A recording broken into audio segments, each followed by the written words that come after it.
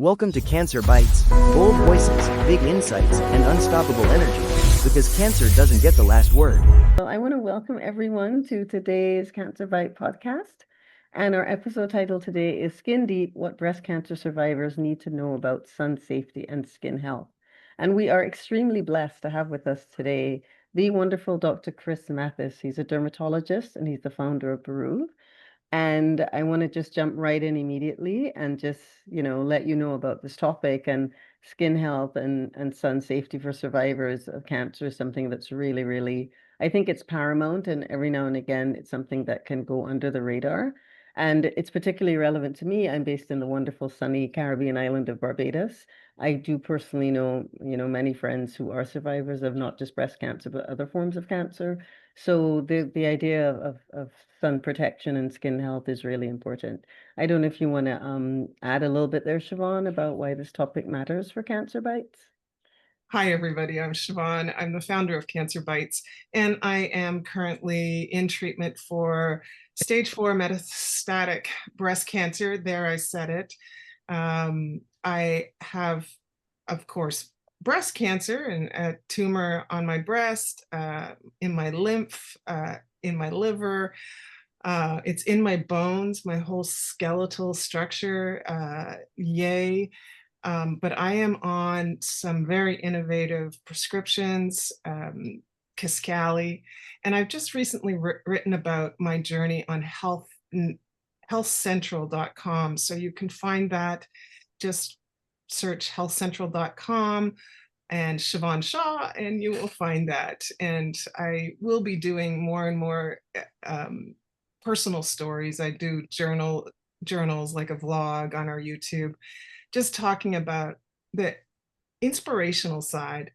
But here we are going to focus on the skin. And I think it's so important because I've noticed that I'm getting paler from the drugs, and I haven't been out in the sun because I have fluid on my lungs. So I'm not really allowed to go out in the heat. I'm in Arizona. It's been very hot. So I can't wait to talk to Dr. Matthys about how I can protect my skin when I do go out, because as you can see, I'm getting paler and paler and paler. So I don't know what to do about that. I'm not a big sunscreen advocate because I'm in farming and I wear hats, but I don't wear sunscreen. I don't have the time to reapply the sunscreen. It's not like I'm at the pool. So there's lots of questions I have, but I'm going to let you guys carry on. Okay.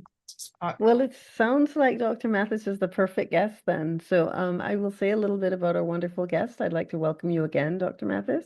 And for our audience, Dr. Matthys is a Kansas City-based dermatologist with Epiphany Dermatology. And he's also the founder of some really incredibly innovative technology, BURØV. It's a smart band for Apple Watch. And you can let me know, Dr. Matthys, if I've pronounced that correctly. And You he's, did of great. course, yay, thank you. And he's also an amazing advocate for skin health, beauty, and sun safety, and with particular emphasis on cancer survivors. So I'm going to ask you first, Dr. Matthys, what is it that breast cancer survivors really need to know about the way their skin changes and sun sensitivity during or after treatment? First off, thanks for having me. This is an awesome opportunity. I think in general, it depends upon the treatment that you're getting with regards to breast cancer. Different treatment options have different levels of sensitivity. I can say broadly, though, that protecting your skin in general is paramount.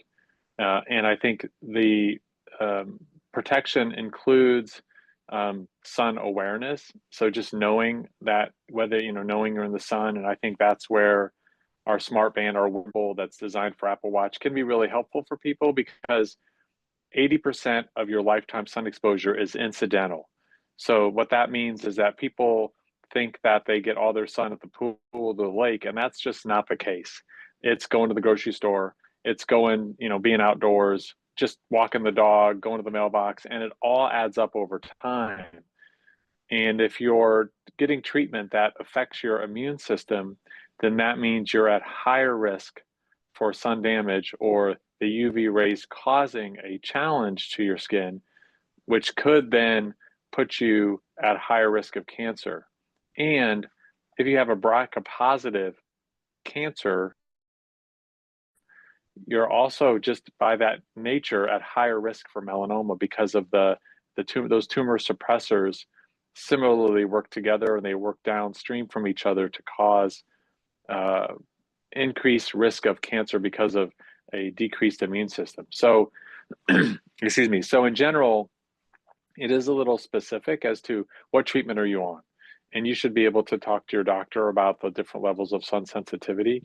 But I think in general, because of the age of women that it affects, especially when it affects younger women, or at any age, frankly, being protective of your skin, using sun protection, considering technology as an enhancer to your ability to be aware, are all really important options and opportunities for the breast cancer survivor. Yeah, and that is amazing. That statistic is always going to stay with me, that 80% of the sun exposure is incidental, which we would never imagine. You know, I would imagine that because I like to surf, so I would figure, oh, I'm going to go surfing. So yeah, I mean, I'll put on some sunscreen, but you know, the rest of the time walking around, and even now I'm outside and it's kind of a cloudy day, but there are still, you know, the UV rays out there.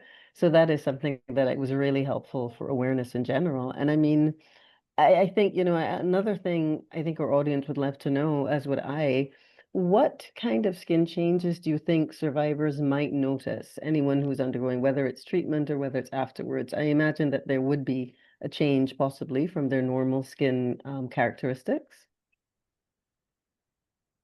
Sure, I think it again, it depends upon the treatment. It sounds like a broken record, but even if your treatments are causing other symptoms, you might not even think of lifestyle factors affecting skin or skin cancer. But imagine if your treatments are affecting your sleep, for example. Yeah. If they call that like a circadian rhythm disruption. So imagine if your sleep is now affected by treatments, or you're in pain and you're not sleeping, then the circadian rhythms that garner your own immune system, they have the called circadian clocks. The fact that you're uh, um, not sleeping well puts a bigger stress on your skin, and then in combination with sun exposure, puts you at a high risk or higher risk for damage that can cause skin cancer. And it also really depends upon the amount of damage that you had before. Uh, Then you're already at higher risk. Matched with genetics, if you're fair, like at least your skin is dark, so you mm, have significantly more protection than say mm, me, because your mm, pigment cells are so much bigger. The dark melanocytes mm. protect you from the UV rays. But I would say when your skin is changing from treatment, you're fair, depending upon the age, you could be menopause, you could be put into menopause by treatments. All those things make it paramount to not only get your skin checked, but then protect it so that incidental sun exposure or the lake or the pool don't cause a problem. Oh, that's really helpful. I mean, thanks so much for letting us know that. And also, I mean, I think it really shines a light on it's important for us to just use some everyday sun protection strategies along with the technology. Obviously, shade, you know, hats, as Siobhan mentioned, making sure that we wear clothing that can cover us up. But I know there are quite a few myths out there in relation to, you know, sun care and sunscreen. And one of them, and I mean, you touched on it earlier, the idea that um that as someone with darker skin like me, that I don't need sunscreen at all. You know, and sometimes in the Caribbean we think that way, but from what I'm hearing you say, there's some protection, but we would still need to have to use sunscreen. I think it depends on what motivates a person. We know that most people are more motivated by beauty than health. And so the motivating factor for like a dark skinned individual like you, a motivating factor could be keeping your skin from getting darker or keeping the pigment irregular. So when Mhm. your skin gets dark from the sun, the melanocytes are enhanced, activated by sun exposure. Sometimes you can have blotchy pigmentation. In Caucasians or Hispanics, you can have irregularities in pigmentation, and that can really be challenging to people. They don't prefer that, and there can be even this maybe sounds trite, but it's really important that a person look in the mirror and look as youthful as they feel. When they start to have a mismatch, it can really take away a person's purpose, and it can decrease your lifespan. And so, I mean, uh, having breast cancer is hard enough. I don't have breast cancer. I've had family members, or I've had it, people I know that have had it, close friends. And so it's hard to be positive. And you can look in the mirror, and if you don't look youthful, and it's not about looking beautiful, it's about looking youthful and feeling like you're putting your best, face forward, if you will. That is a real hard, that can be very hard on the consumer, the patient, and therefore it can in some ways diminish their quality of life, because they're going Yeah. through breast cancer and they feel like they look like hell. Those things are Yeah. just not conducive for longevity. Yeah, and you touched on it right there. I mean, quality of life is important. So we should realize that, there are always this serious, more underlying, deep-seated aspects, but also something as simple as you said, looking in the mirror, and you want to look as youthful as you feel. And I know that Yes. is one of the major damaging aspects of sun exposure is the aging factor, And then, another one of those myths that's linked to that is that I figure, well, I only need sunscreen if it's a sunny day. So, I won't my anti-aging routine won't be disrupted if it's a cloudy day. How much can you tell us about that myth? Yeah, my response to that is, what does that mean? You only wear a seatbelt when you know you're going to be in a crash? A very Like, good one. no, no, of course not, right? People, you benefit every single day from that 10-second behavior. That is, it's the number one thing you can do for your skin, is to apply sun protection in the morning. And it does matter that you apply the highest number you can tolerate, Mm, because people don't get the number on the bottle on their skin. Nobody gets the number on the bottle on their skin, because it's impossible. The bottle doesn't even tell you how. So people say routinely, well, isn't a 30 in a fit, I don't really need anything over a 30 because it doesn't really make much difference. It doesn't make a difference in the lab, but it does in the real world, because we don't live in a lab. We live in the real world. And so in the real world, a 50 is better than a 30. 100 is better than a 50. It's not twice as good, but it's significant in the real world, versus if we all applied sunscreen like it was, quote, supposed to be, or like in the lab, it wouldn't make a difference. But nobody on the planet does that. It's impossible. So that's why we encourage people to wear high numbers, wear it every day, just like you brush your teeth. And then, I'm a big fan of technology. And so we invented BURØV to, yeah. help make skin intelligence accessible to everyone. And that's our goal for our consumers, is to have that level of information. I mean, you track your steps, you monitor your sleep. Why would you leave your skin exposed? And that's our mantra for why we think we can help a lot of people with our Yeah, and I mean, technology. yeah, it's fantastic. And I think, that idea of, that statistic about, why would you only wear a seatbelt if you think something's bad going to happen? You should always do that, should be a norm. And also your distinction of everyday life versus the lab. And even that, you talk about applying a higher SPF. That's something else that I think can be misunderstood. And it definitely was by me at one point before I did my research for this show. You'd think that, okay, well, the higher the SPF is, it means that you can just spend longer without reapplying. So you figure, if you have an SPF, say of 50, some people seem to think, oh, that means you can spend 50 hours in the sun without applying. And I would love for you to just But clarify that's that. what it was supposed to mean. That's Uh, what it's supposed to, yeah, that's what yeah, it's supposed to say. But that doesn't make any sense, right? Like, no yeah. one would think no one, it doesn't make intuitive sense. It doesn't pass the gut check, right? If you put on SPF 50, you could spend 50 hours outside. That doesn't make it, that's the way it was initially intended, but it doesn't make any Mhm. sense, because you and I could spend 50 hours outside and our skin will look very different, right? And so the sunscreen doesn't tell us apart. Mm, The mm, technology that we invented does. And that's the yeah, point, is that we want people to have, customized skin intelligence, customized information, and we want people to, to understand how skin intelligence and sunlight works, and that's our goal. So yeah, our goal is to encourage people to just protect their skin, and we diagnose skin cancer every 9 seconds in the U.S. oh, yeah, And so 9,500 a day, and it's going up. The sun is 35% stronger than it was in 1990. And Yeah. as global temperatures rise, we Yep. also see people outside more. So Yeah. nothing is working in our skin's benefit when it comes to, the environment. But yet we're not telling people to stay inside. That's not the message we want people to have. We want people to love life outdoors, and we want to give them tools so that they can do that in the most fun way and safely.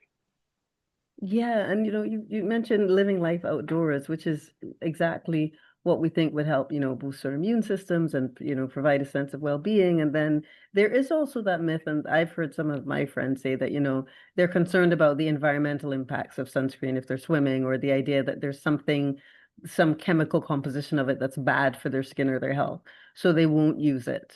But can you clear up, I mean, what risks outweigh what? Would you say it's still better to use sunscreen? Yeah, I mean, there's in life, there's always a risk benefit ratio. Yeah. And I think this, just like the recent acetaminophen and autism talk, we have to it's our responsibility, especially if there's a platform, to do the due diligence it takes before you just latch onto a soundbite.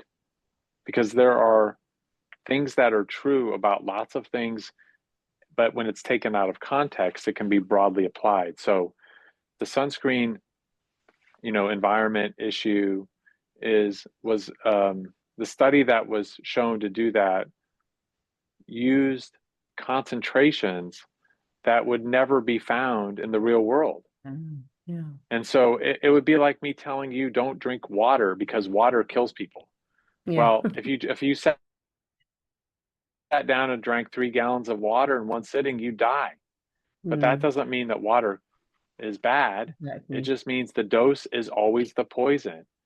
And I think people just don't, if we're going to have an opinion, which we can decide to have or not have, then we need to do a little bit of due diligence to make sure that we understand exactly what's being said. And so I think if you're concerned about certain types of sunscreen, we have tons of options. If you want a mineral sunscreen completely, then there's plenty of those options. I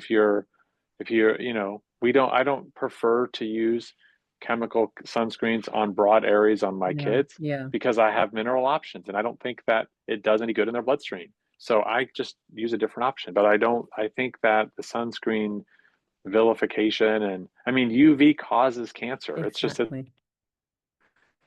doesn't mean not to go on, it just means the dose is the poison. Do a little bit of the work that is harder to make sure we understand what the alleged things are being communicated, because otherwise we're falling for sound bites, and I don't think that's helpful. Yeah, very true, very true. So at this point, I'd actually like to turn our attention to your amazing technology. And after this, Siobhan, I'll bring you in to talk a little bit about the giveaway and give some details. But before that, I would love for you to tell us a little bit, Dr. Matthys, like what were some of the founding principles, or your idea? How did you get the idea for this technology? Because it's amazing. And please tell us more about it. Sure. So we've been working on this technology for 8 years, and the second iteration is called BURØV, named after a butterfly. Uh, Oh. One of the largest butterflies in the world is from the country of Peru, and we Mm-hmm. named after a butterfly because butterflies can see UV light and adapt. And Wow. so we say that butterflies can see UV, and now so can we. And I have a Love that. passion Love that. around the idea that like I said, if we track our steps and monitor our sleep, why should our skin be overexposed? Mm. And so with BURØV, you can you can have this benefit of knowing how much sun exposure you're getting, and then decide what matters most to you. If you want your skin to stay beautiful, then we have a zone that you can stay within that your skin won't age from the sun. And if you want to get a little vitamin D, then we have a zone you can live with there. And if you just don't want your skin to get pink from the sun, Mm. then you can set the zone there, and then you get notifications on your watch and your phone Brilliant. when to reapply, because that's the number one thing people forget to do. They just get busy. They're like living their Yeah. life and they Oh, forget. yeah. So our technology is specific for the Apple Watch now, and all you do is you put in your skin type 1 through 6, and it tells you how to do that. And then you put in what SPF you use, and we take the real world use of the SPF, because people don't use it like the lab suggests we should, gradation, and we offer you what we call a true sun number. And that number Nice. is like your Love that. sun calorie. And more true sun, and we have a unit of called rayons. More true sun rayons mean more sun exposure. And you can decide yourself what matters most to you. And then you just get and then you reapply, go to the shade, go inside. But it's real time, so we can stop premature aging. We can stop sun damage in real time. And that's our goal. Oh, that is brilliant. I love all the practical ways you mentioned that it can be used. I mean, I think too, I love also the empowerment. You're giving people the choice of agency to decide what they want to do. And of course, you can only make a good decision when it's an informed Yes. decision. And that's the thing I really love about this technology. Correct. Super. Thank Yes, you. it's great. Yeah, we're really Wow. excited about it. I think we have a neat opportunity to help a lot of people all over the world with the idea that they can, stop. And I think that's a unique opportunity. Most fitness trackers tell you what happened, and we're telling you what's Yes, happening.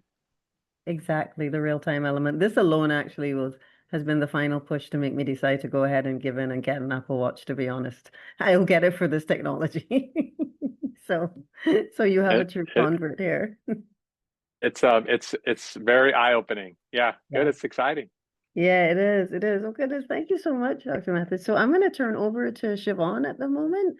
And Siobhan, I know that you might want to tell us a little more. And you've got your hat. Yay, look at Siobhan living the life, living the example. She's got her She's hat got on. her Good hat job. on. Well done. So would you want to tell us a little bit more about the giveaway that you'd mentioned at the beginning? I There we just go. want to get a quick soundbite from Dr. Matthys about what women in agriculture can do, because this is my sun protection when I'm out in the field. Big hat. You see them on landscapers as well. So when you're out in the field, you're usually covered. Your arms are covered, your legs are covered.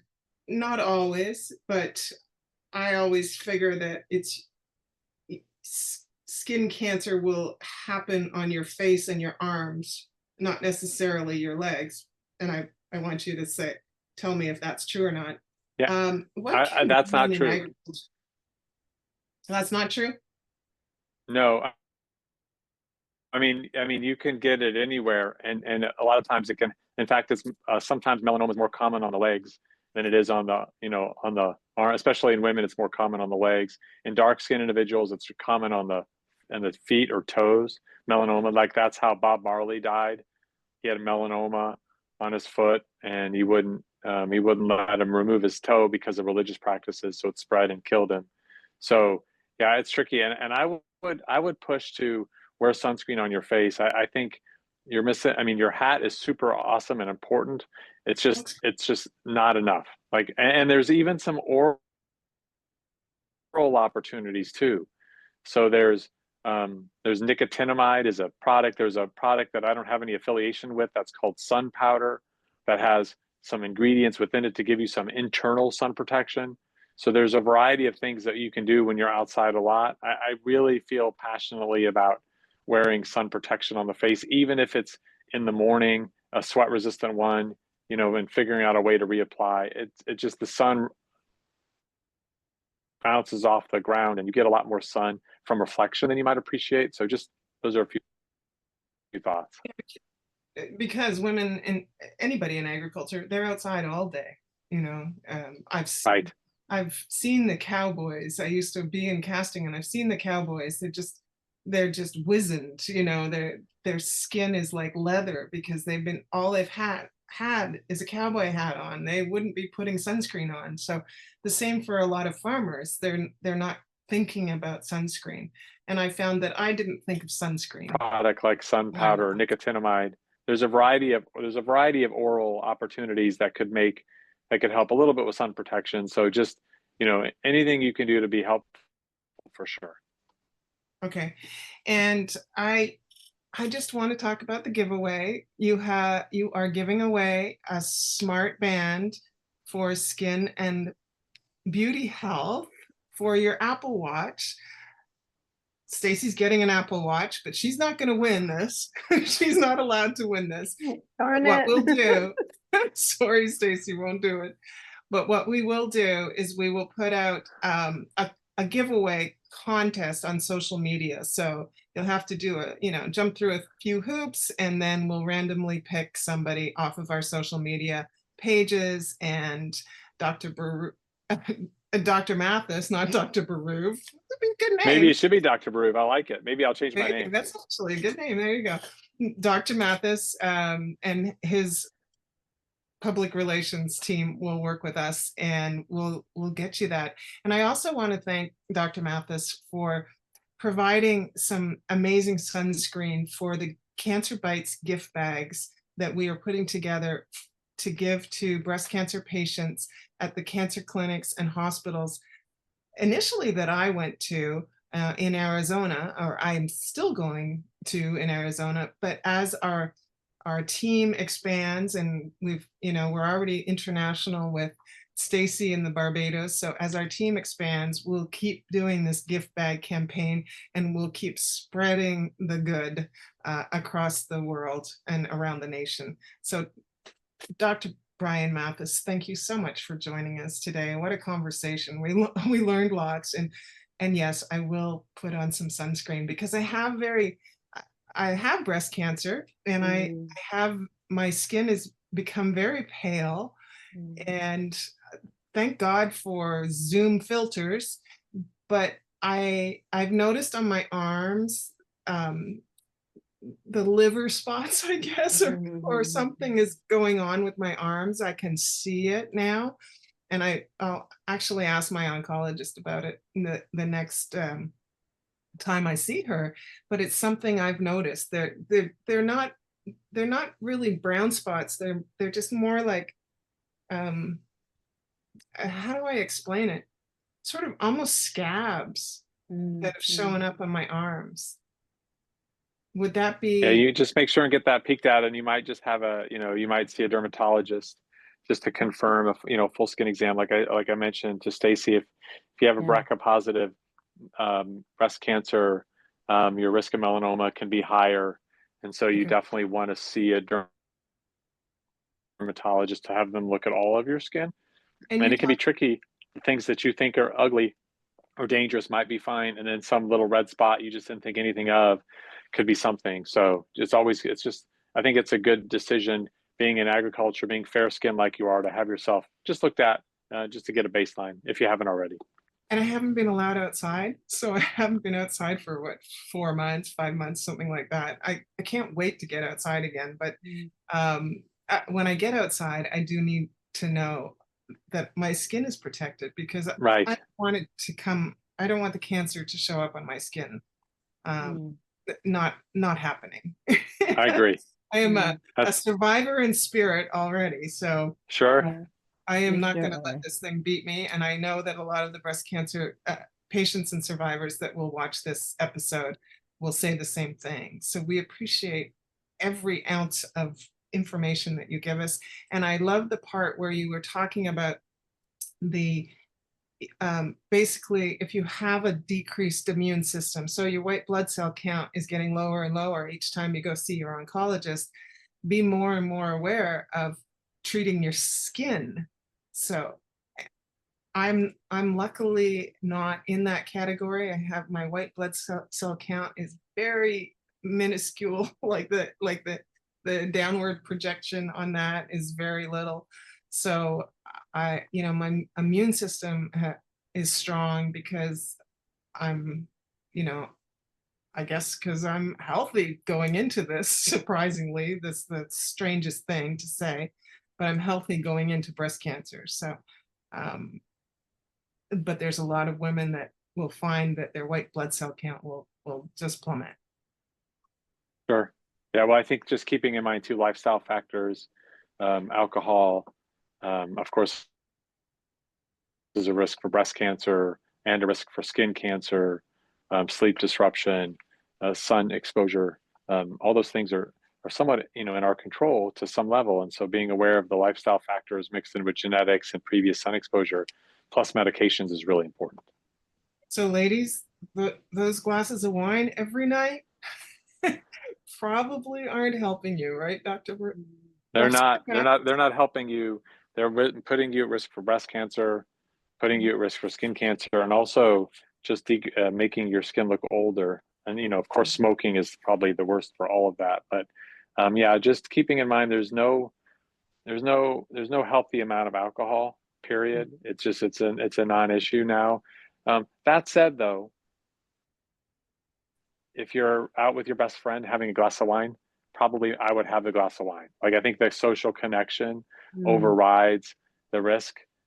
So just, you know, there's, like I said earlier, there's trade-offs of everything. And, you know, life is, you got to live life and enjoy. You can't live in a bubble.